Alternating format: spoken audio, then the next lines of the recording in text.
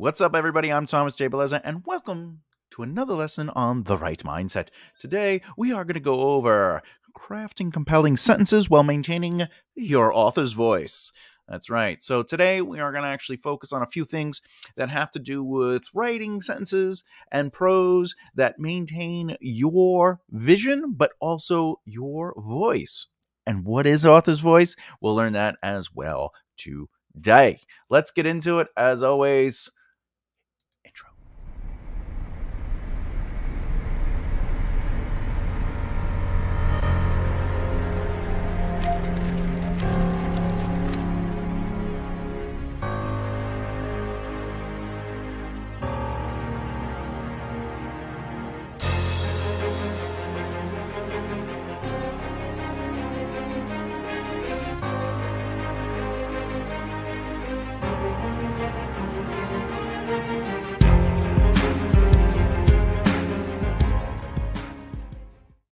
We're jumping right into it today. The power of a complete sentence. I know.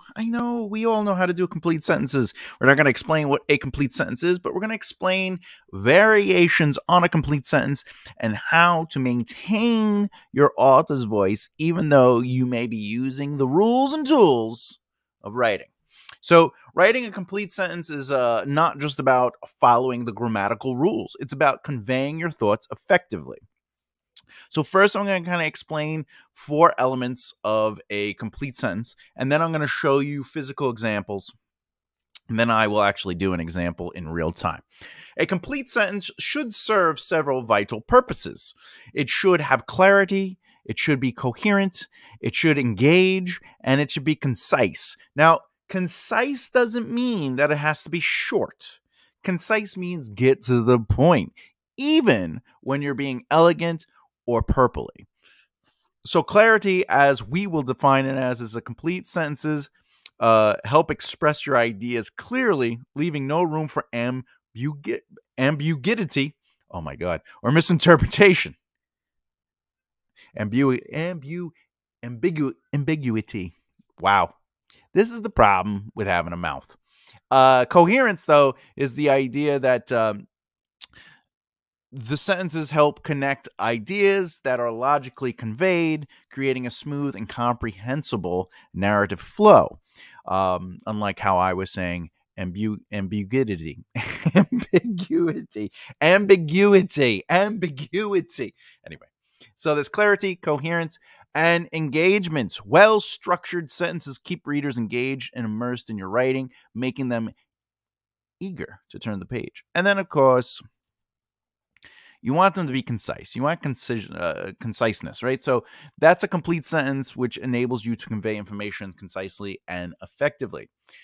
Now, by understanding the importance of complete sentences, you'll be better equipped to ultimately craft a compelling narrative. Now, in the realm of writing, a complete sentence is not merely a string of words.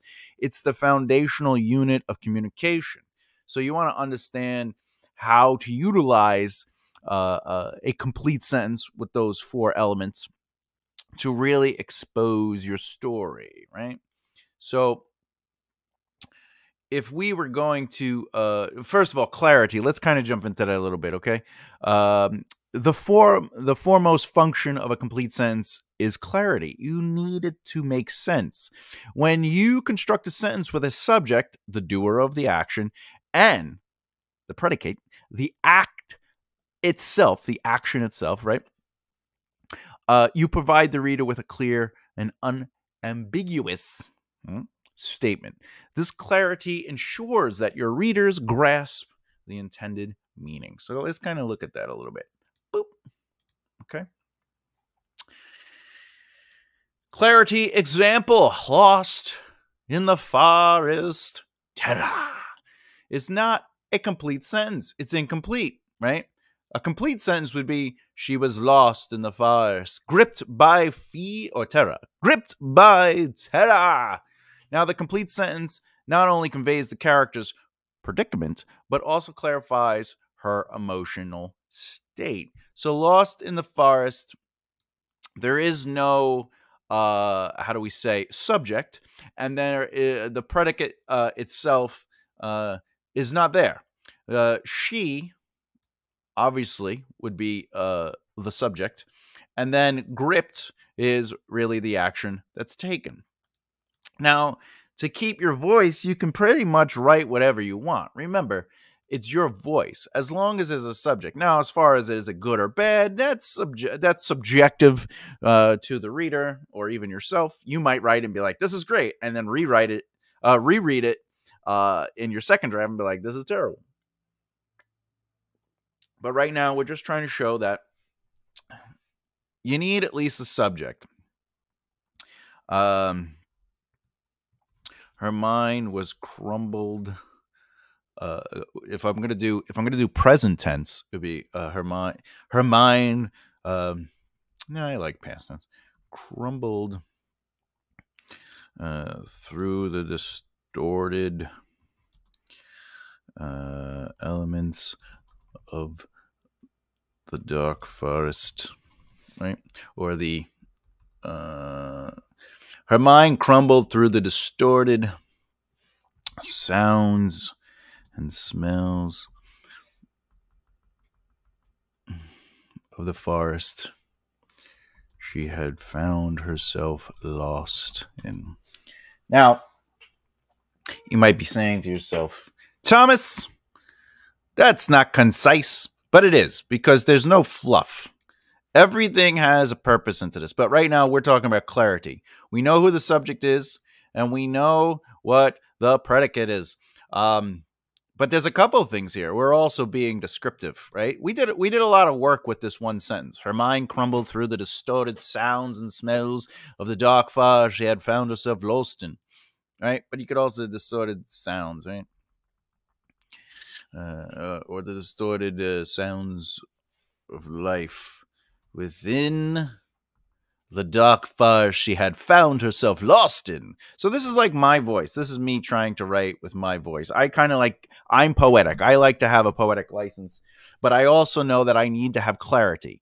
So there is a difference between being poetic with no clarity, because I could have just been minds crumbled through, or minds were lost in the, or minds within the forest.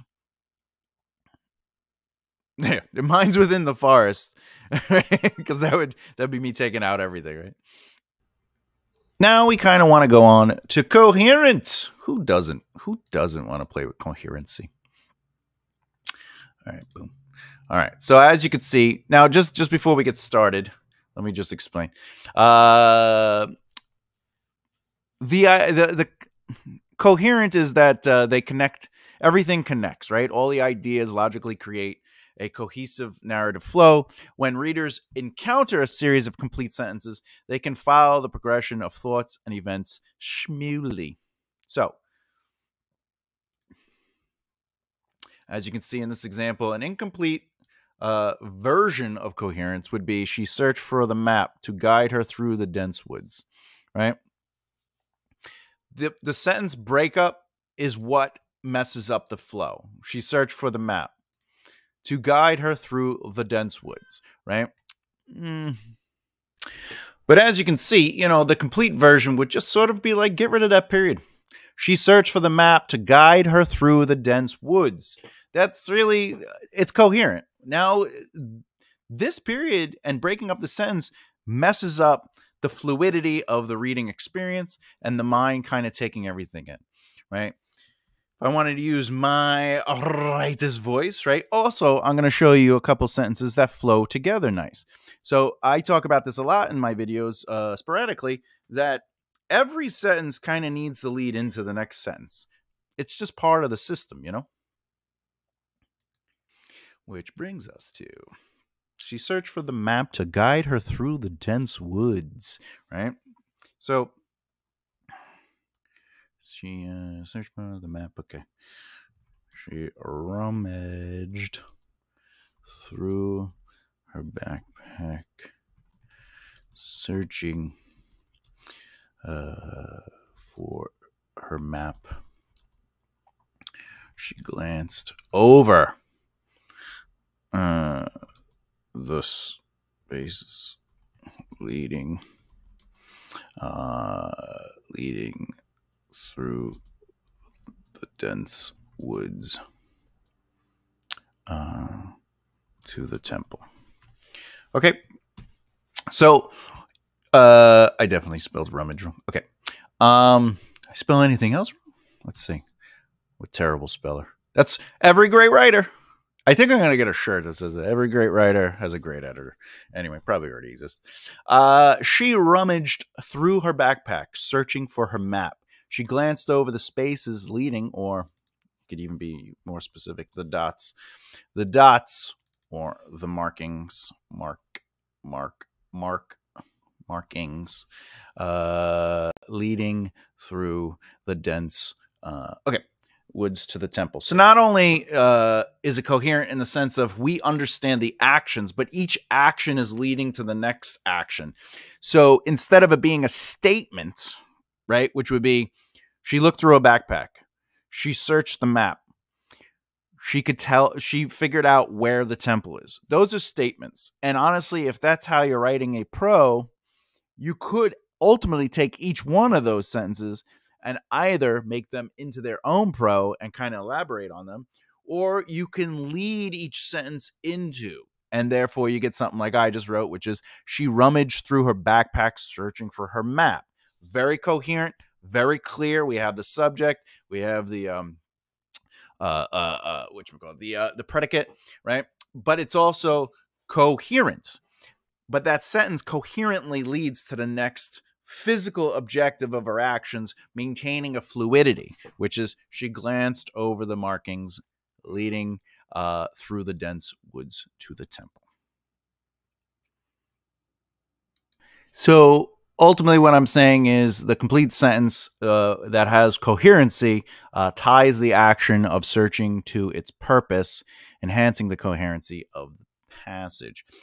In my example, I explain just real quick, one coherent and ultimately clear sentence leads to a secondary coherent and clear sentence, but they're not separate. They're not separate entities, which that's the power of a strong fluid pro, is that each thing, there's a difference between, like, Thomas sat at the desk, he turned on the computer, he set up the mic. Those are statements that aren't really as fluid. Okay. Now we have to talk about the next thing. The next thing is engagement. Now, engaging your readers is prominent. All right, you want to do this. It's all about well-structured sentences, and they maintain the reader's attention and immersion in your narrative. Ultimately, right? It's your narrative, so you should be trying to do that. And readers ultimately will be most likely more invested emotionally in your story when they encounter sentences that flow naturally. Okay. So let's look at naturally. Here we go. We have, the forest was dark. She felt afraid. Right. And then a more complete variation on that is, the forest shrouded in darkness, instilled fear in her heart, right? The complete sentence provides a vivid and engaging description that draws the reader into the character's experience. If we go back up here, her mind crumbled through the distorted sounds of life. That's really what's happening, is we're allowing life to engage in the moment. Like, the existence of the world is moving around. So if I was going to just take this, the forest shrouded in darkness, instilled fear in her heart. Her hands shivered, making it difficult to read her map in the darkness of the forest.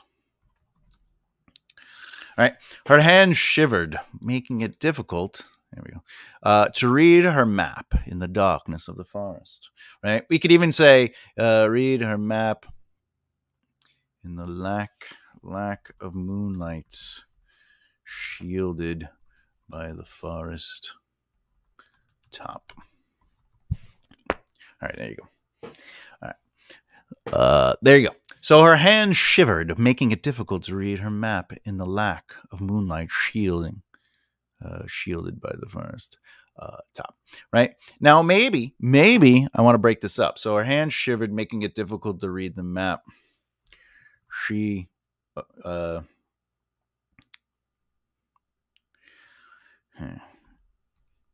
drew in a few breaths as she angled the paper toward the limited. Oh, toward. We could just still use lack. Toward the lack of moonlight, shielded by the moon. Okay, so her hand shivered, making it difficult to read her map. She drew in a few breaths as she angled the paper. Oh, but she drew in a few breaths.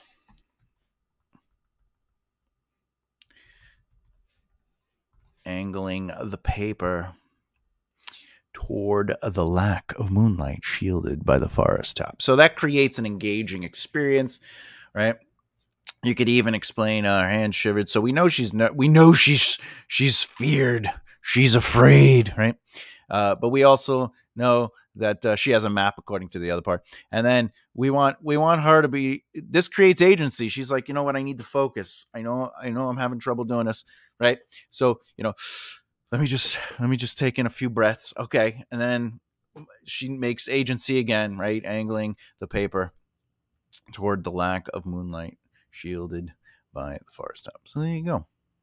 All right. Now, the next thing we have to touch on is conciseness. You need to have some concision. You have to be concise.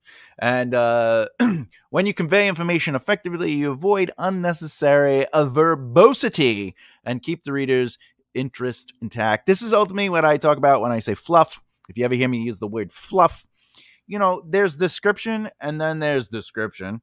But I also live by the rule. This is a very important rule.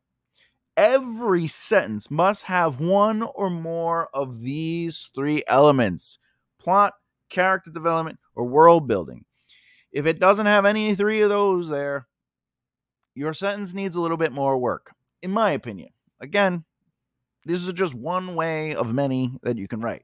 The reason I choose to use that rule is ultimately because if it was just me describing something, there's no point. I feel like it's not doing anything. Something is happening, like but description isn't world building. As much as description isn't character development, as much as description isn't plot. But through the eyes of the character becomes character development.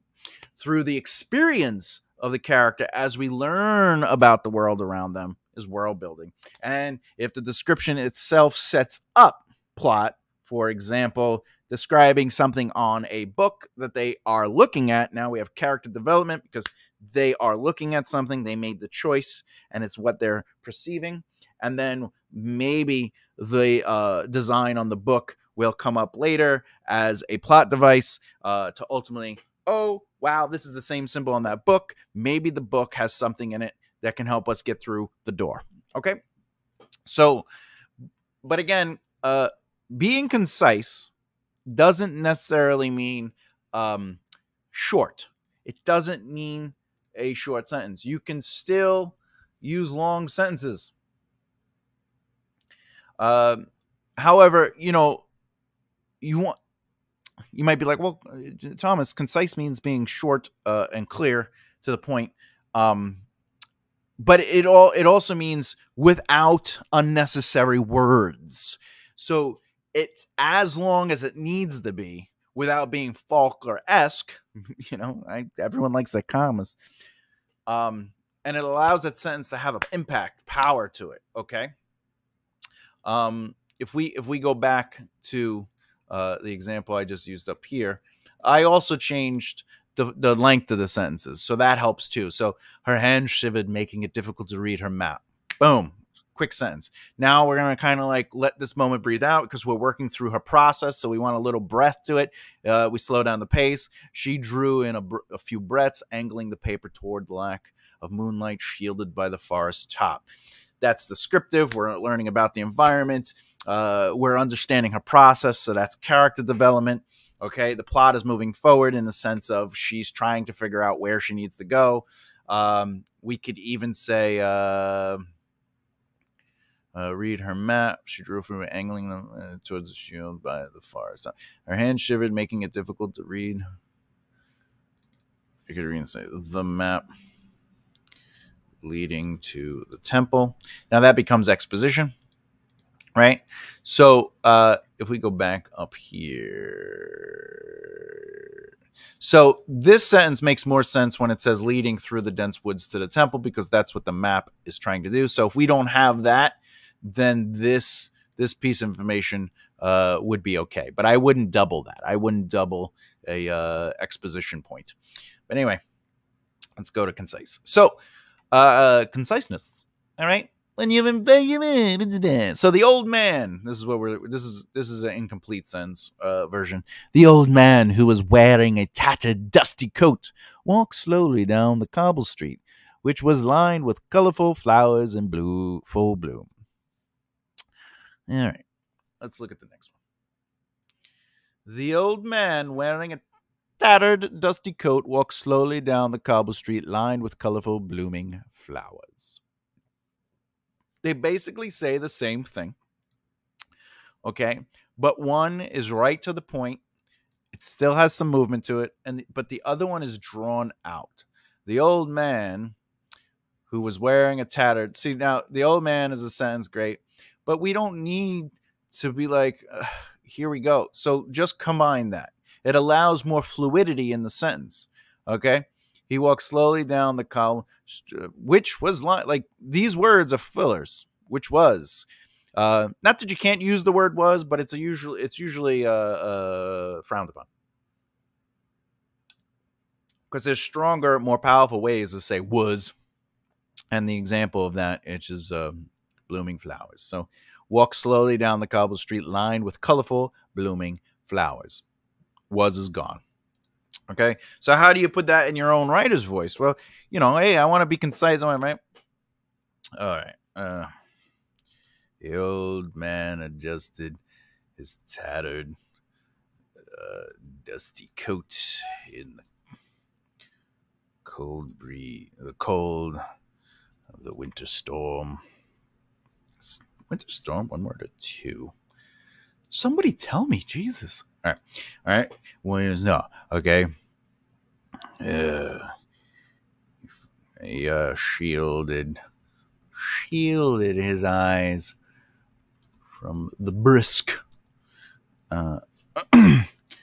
brisk, or I should say, the sharp flakes of snow. Icy snow? Is it icy? Icy snow.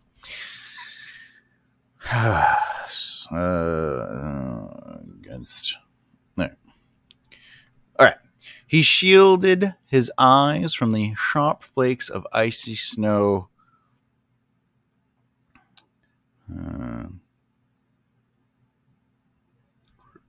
Snow raging down from the sky.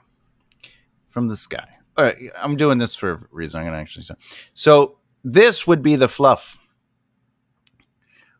Okay.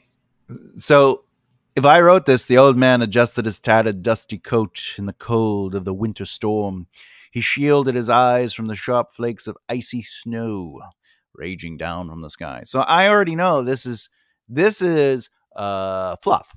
We already know that it's coming down from the sky. So if I really want to express that it's raging in the cold of the raging winter storm, right?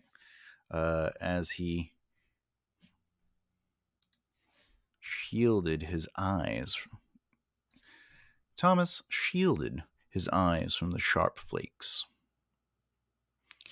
And now I was able to slim that down because we know that it's a winter storm. We know it's cold, so we don't need to know that it's icy. We understand that sharp flakes becomes icy, so it's just a play on words.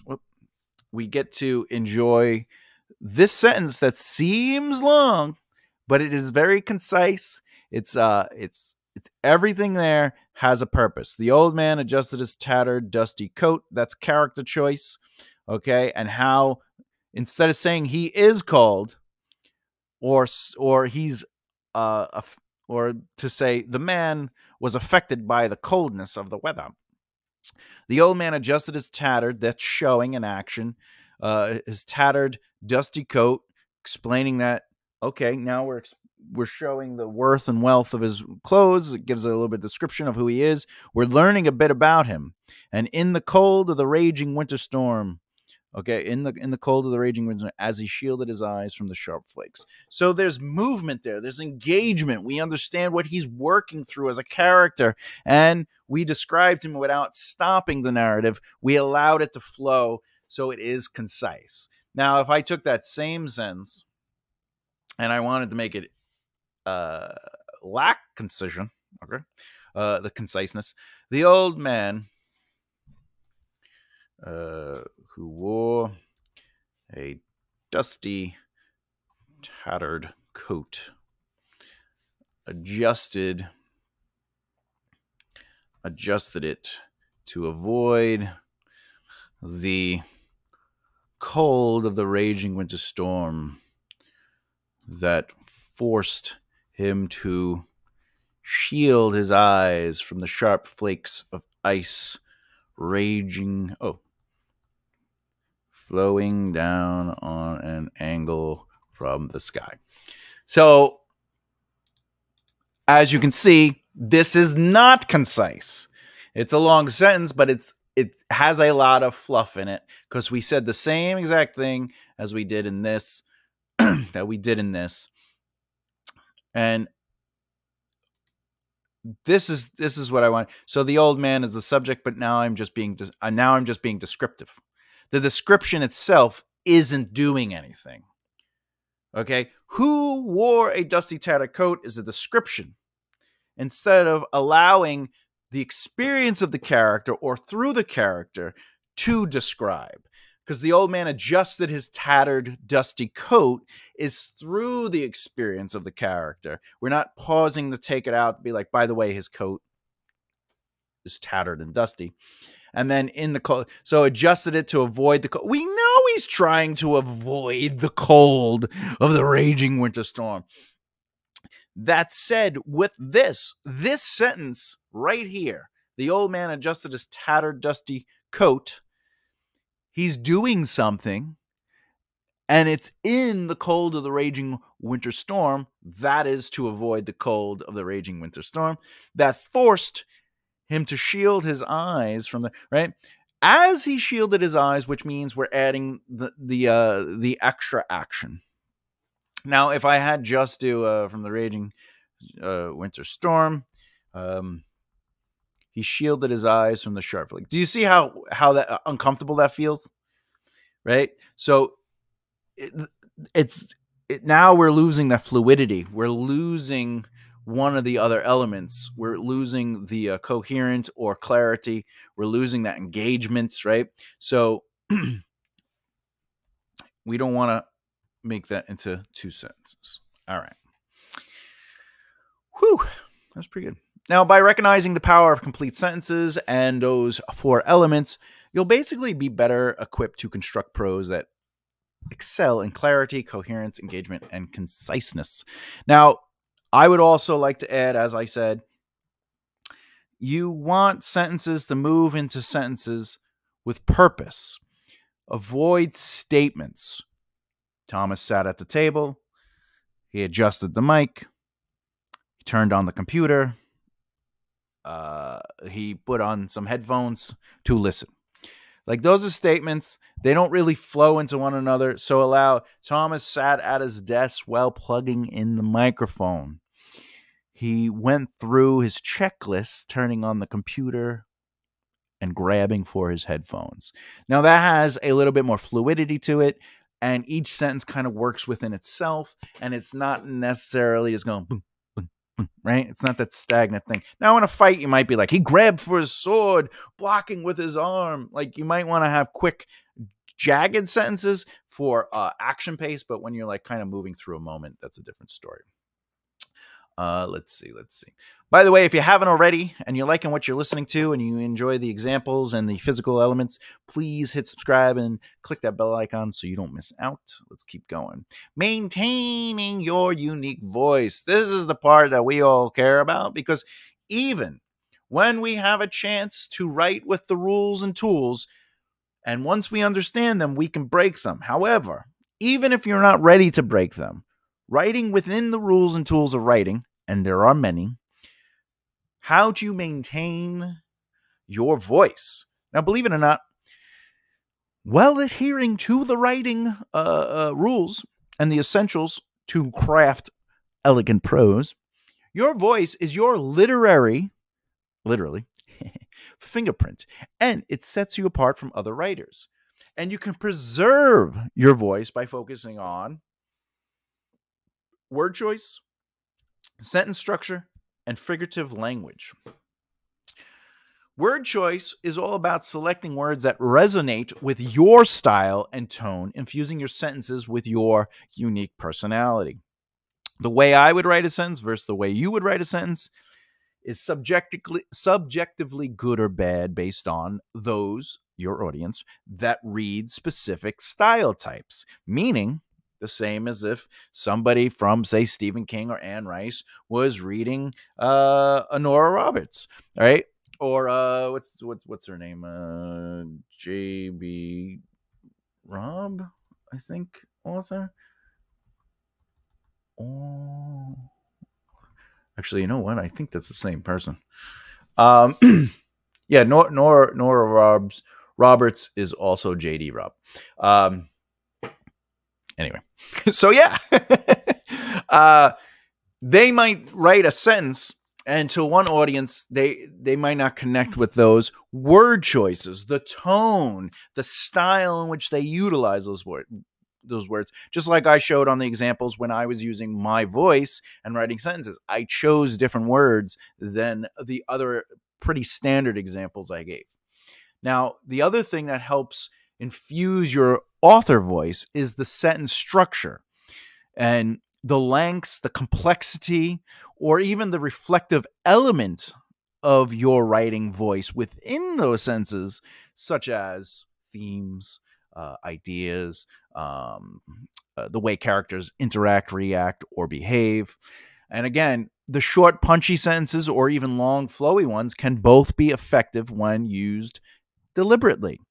Now, a long sentence helps you breathe. That helps with slowing down the pace. And quick sentences kind of speed up the pace, but they become punchy. But again, a short sentence can still have some length to it as if it's concise, right? Okay, but once you start getting into the paragraph long sentences, you might be just writing for writing's sake. Now, figurative language incorporates metaphors, similes, and other literary devices that align with your voice and enhance your sentences. The reason I talk about this is because I said earlier, I like to be a little bit more poetic. Poetic is when you start using metaphors a little bit more, similes. You know, there's a line I'm writing that I wrote in my current book that everyone seems to be liking, which is ultimately the coins fell across the table like metallic bugs, right? Something like that. I'm paraphrasing, but ultimately that's so. They're not literal bugs. They're not alive. They just have a life and a movement to themselves because they are falling at the grace of gravity. Which doesn't exist if you live on a flat Earth for some reason. I don't know. But anyway, sorry. So, balancing your voice with grammatical correctness is a skill that distinguishes exceptional writers from novices. Now, it takes a while to find your voice. Now, keep in mind, I started as an illustrator, and eventually I became a lyricist, and I created a band. I did music for 10 years, right? And then I started getting into screenwriting and comedy and all these other things. And each new area I partook in, it took me a while to find my voice. When I first started writing lyrics, they sounded like Tom Petty because even though I'm a metalhead, I love Tom Petty, okay? When you're talking Southern accents, where I come from. I love Tom Petty. So I wrote more. I wrote lyrics and songs like that, and then when I got it, when people wanted to play in bands, everybody wanted to play Nirvana stuff, so I started writing like Nirvana music with Nirvana like style lyrics. And it wasn't until I was just like, let me just write what I feel and what I care about, and like put it to, which turned into doom metal. Yeah, with a little bit of progressiveness and a little, you know. But the point is, I found my voice as a writer and a lyricist, just as I did with my comedy. When I first started, as all first year and second year comedians do, they explore the world of self-pleasure and their punchline twists are, and it was with my mother, right? So, but over time, I started learning that there were things I wanted to talk about. So I created a humorous to that subject matter, which, an example, I'm uncomfortable with the process of dating when it comes to the short form versus the long form versus discovery, which is not everyone does it, but when you are dating people, you stick to things that are pretty like, what are your common likes? I like the movies, I like reading, I like spaghetti, but they don't talk about the real strong depth stuff. Like, who's really on a first date going to talk about, I'm looking to have kids and a marriage in 10 years, right? Or, I have a filth phobia. So, in the joke, I just kind of plainly was just ultimately saying, I never really understand first dates. I'm always nervous because everybody sits there and, for the first 3 months, they're all saying things, we don't really care about. I like going to the movies, and, I like reading. And I'm like, great. I don't really give a crap, but do you shower after you poo? Because, I have a germ phobia, and if I could look down, I can't handle that. And then but it would go on and on and on until other things, because you're like, 6 months down the line, you learn that they like to clip their nails at the table, and it starts breaking up. Like, why don't you tell me these things in the beginning before I actually love you? And now I'm trying to find ways to tolerate this, even though your nail flew into my morning cup of coffee that you don't like because you hate coffee breath. Like, I wanted to kind of explore those things. I was like, how do I become humorous about those things? And I wanted to use silly humor, but I was still trying to say something, like, be honest on the first couple of dates. Like, just let it out. Like, who cares? Like, what's the worst that happens? They're not interested in you. Well, that's great, because now you don't have to put 6 or 7 months into it to find out that you're not technically compatible. So when it comes to writing, think about that as well. What are the things you're trying to say? And that is what you dive into with your words, the length of your sentence structures, and the figurativeness of your language, the way you use your metaphors. And, there's a difference between the moon is out versus like across the shattered glass. Moonlight spread across the shattered glass, shining 1,000 moons into Richard's eyes as he stepped through his victim's home, right? Or the window of his victim's home, or something like that, right? Whatever. I'm just off the top of my head.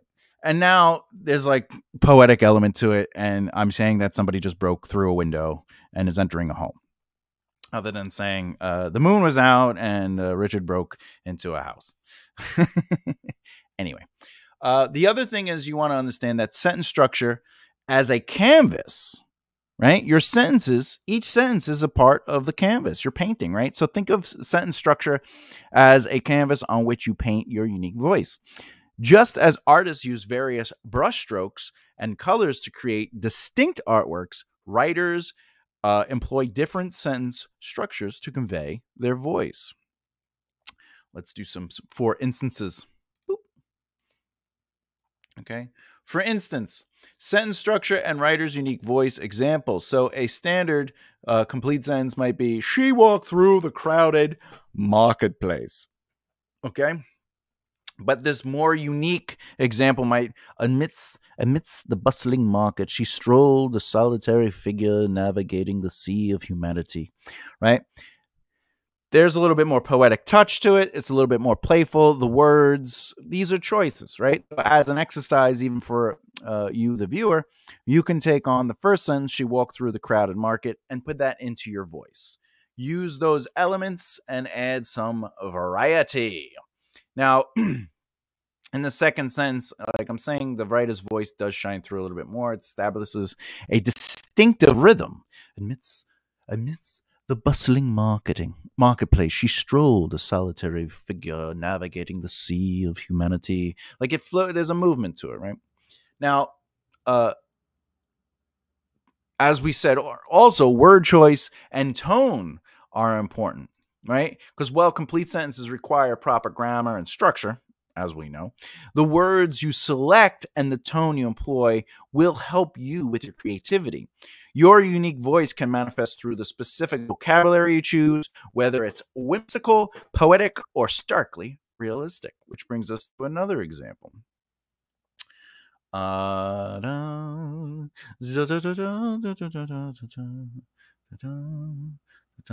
I don't have that. I don't have that example here. Well, I'll just write it then. The sun set behind the mountains. Okay, this is a pretty standard. Let's do this so you know. Boop, boop, boop, boop, boop. This is a standard one, okay? And then I'm gonna add a little bit more unique, right? So, unique voice, okay?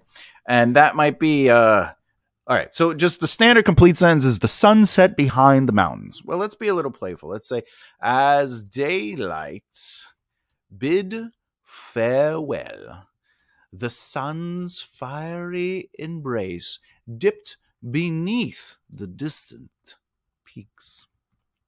Okay, those are different sentences with a different flow and a different choice to the purpose of what we're trying to accomplish, which in this case is ultimately sentence structure with a unique voice to help through your word choices.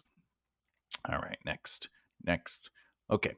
Now, your narrative perspective, which is the point of view from which you tell your story, also contributes to your voice. So whether you choose first person, third person, limited, or omniscient narrative, your narrative perspective influences how readers perceive the characters and events.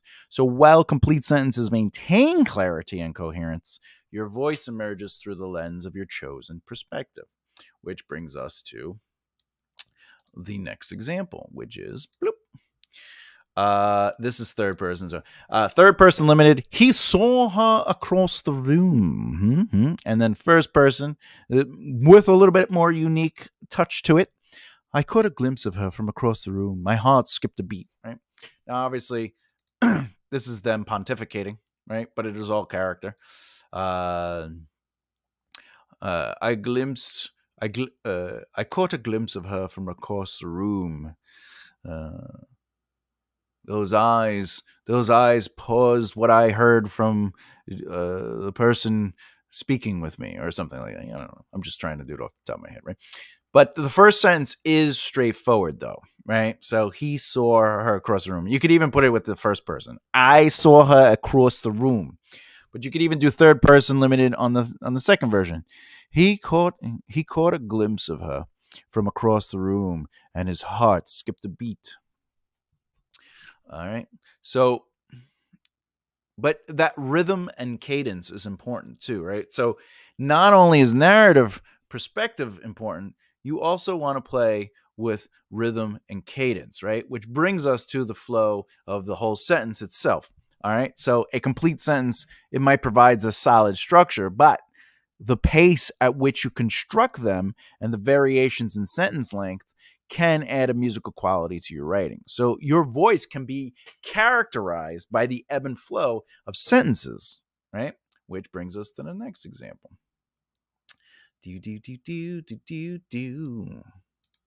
Okay. The rain fell steadily. He walked with purpose. The city lights flickered. Okay. Now, that first sentence does create a very stagnant statement sentence, which we talked about earlier, right? The rain fell steadily. He walked with purpose. The city lights flickered. So to add a more fluid, unique voice, steadily the rain fell, a soft percussion on the city streets. With purpose he walked, a solitary figure amidst the flickering city lights. Now, if I was going to write this in my own book as an example, right, taking the examples I wrote here, right, steadily the rain fell, a soft percussion on the city streets, I would add a little bit more.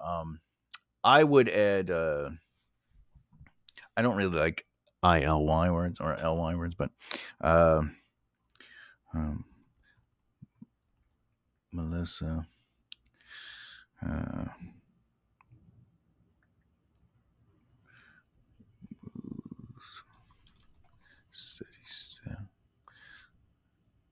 Steady pace under the rain. A soft percussion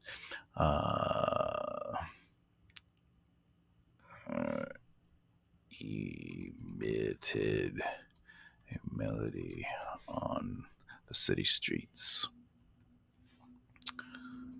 Her eyes did not leave the bakery in the distance. As she walked,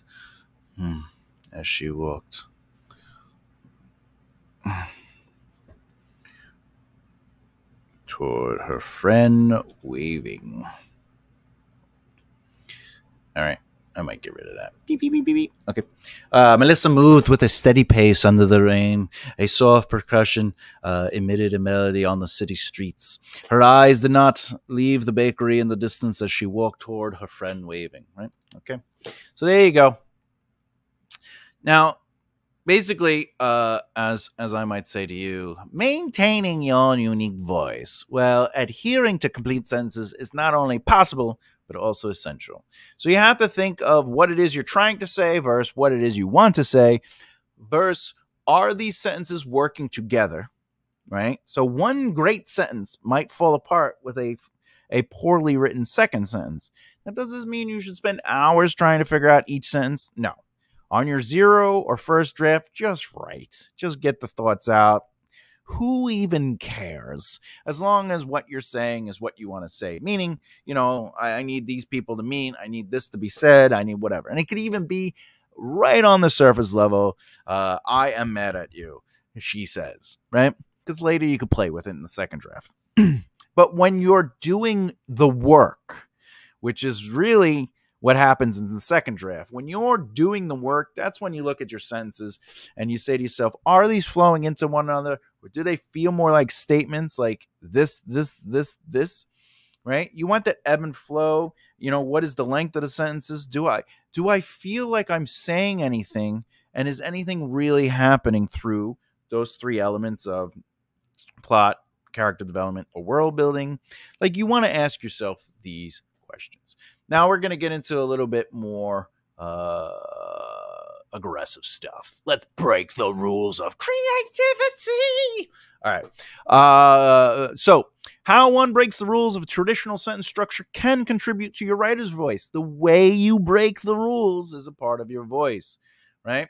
So some of the ways you can creatively break the rules is through fragments, intentional use of sentence fragments for emphasis or stylistic purposes, dialogue, right? Capturing natural speech patterns in dialogue, which may not always adhere to strict grammatical rules. This is a big thing for a lot of writers, especially my clients. They'll write grammatically correct for all dialogue. So that takes away slang. That takes away, you know, missing certain articles. Not everyone, you know. Dialogue does not have to be as grammar demands, because like even I speak with a dialect. I have word choices I use. You know, there's something about the way I speak. Like water is not water to me. It's water. I'm a New Yorker. I'm a Sicilian New Yorker. Anyway, but also, so I'll reread the list. So ways to creatively break the rules is fragments, dialogue, and parallelism, right? Playing with parallel sentence structures to create rhythm and impact. So by strategically breaking these rules, these are only 3 ways. There are many, many ways, but by strategically breaking these rules, you can infuse your writing with creativity and authenticity while maintaining reader engagement. So let's look at some examples, shall we? Because I know you like the examples. That's what you told me in the comments. Fragment sentences for emphasis. One way to break the rules of sentence structure is by using fragmented sentences intentionally. Okay, so fragments are incomplete sentences that lack a subject, verb, or both. So while they are generally discouraged in formal writing, they can be powerful tools for emphasizing a point. For example, the storm raged outside and the trees thrashed in the wind. Right? Now, a fragmented sentence, right? The storm raged, trees thrashed. I personally wouldn't put that like that for me, right? But I just wanted to give a basic example. You know, you could be the storms raged. There's a tension breaking trees to the ground. Rawr. Okay, that's basically fragmented because you know what I'm saying. So keep that in mind. But you can play with it. It's all right. You know, the storm raged. Oh, hey, that's an arrow. Trees broke to the ground. Like, you could do that if you want. Nothing's stopping you. You know what I'm saying? Like, but there has to be purpose to it. You know, like a big thing. There's scripts, like, you know, in screenwriting, they're like, this is how a screenplay is supposed to be. But then, like, there are people who write and they use the pages. They might use one whole page to do a countdown. Like, the whole page is like 25 seconds. And then you turn the page and it's like 20 seconds. And then you turn the page and it's like, you know, 15 seconds. The breathing of the beast is felt in the distance. Next, and you could do that. You could do that with your writing.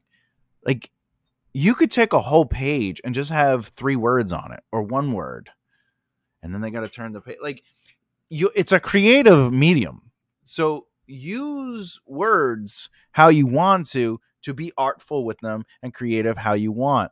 You don't always have to follow the rules, especially if you're breaking the rules on purpose to say something specifically. Okay, let's go to varying sentence lengths.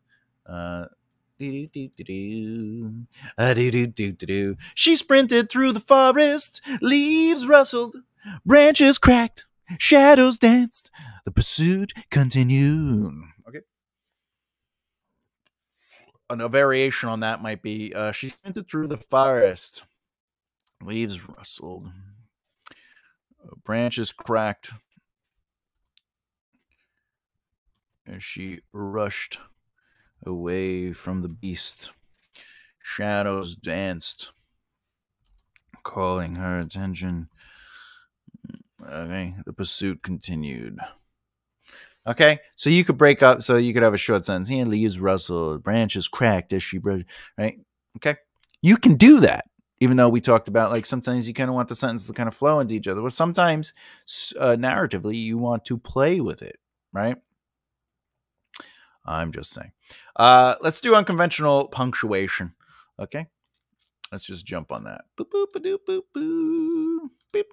The clock ticked, the rain fell, the room was empty. Well, why don't we just do this?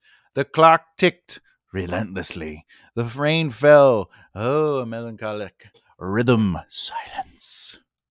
There's a movement to that. There is a grammatical errors, but the poetry or the movement of the sentence is what would draw the reader reading that. There's a lot of, you're playing with the reader, right? There's in the prologue to the novel I'm writing right now, there are moments where readers had said, "Oh, it's like it feels like chaotic, like a lot is happening," and it's like there's something happening where there's no time to focus on anything. There's no time. They're in a rush. There's a lot going on where they're just like, this is not where we should be. They weren't expecting it. It came out of nowhere. So I purposefully place the reader into that emotional state with the characters. So not only are the characters in that state, I'm writing with them in mind.